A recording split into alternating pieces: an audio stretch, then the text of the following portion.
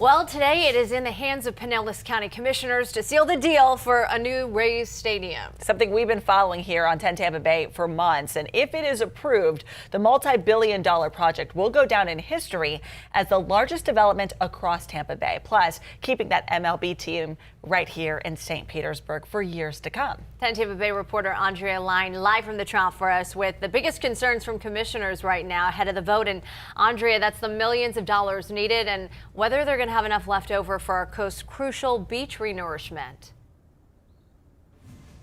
Yeah, that's exactly what I was going to say. Throughout this process, we have figured out that they're dipping into that tourism tax fund, which unfortunately is shared with the beach renourishment program. But according to county leaders, yes, they do have enough for both. And county leaders say there's money set aside for ongoing beach renourishment. But when we look closer at the numbers here, here's how they break them down. Pinellas County part in the stadium will cost about $312.5 million of public money. We found out by law 40% of the tourism tax funding can be used on tourism capital improvement projects like beach renourishment, museums, stadiums like this one, and next year's budget shows $264 million in that fund, but that only leaves around $100 million for projects like that state-of-the-art ballpark. That, of course, falls short. We talked to commissioners about the decision, still recommended for approval according to the agenda today.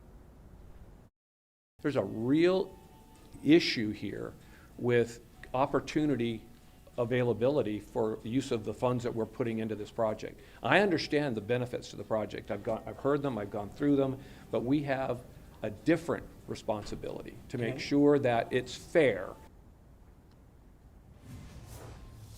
Now, commissioners did go on to say that they wish, they want the ballpark as well as the MLB team to pitch in more than they already are at this point. But we are far enough in, Caitlin, where I don't think those things can be changed at this point. Yeah, there's been a lot of talk and controversy about that. But as we talk tourism dollars, did we ask how much Pinellas can expect to come in the coming years to help pay for all of this?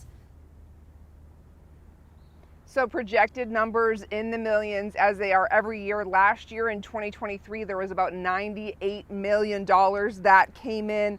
But we'll find out when commissioners decide today. Around 2 o'clock is when that meeting starts and the vote will happen later in that meeting. Live in St. Pete, Andrea Lyon, 10 Tampa Bay.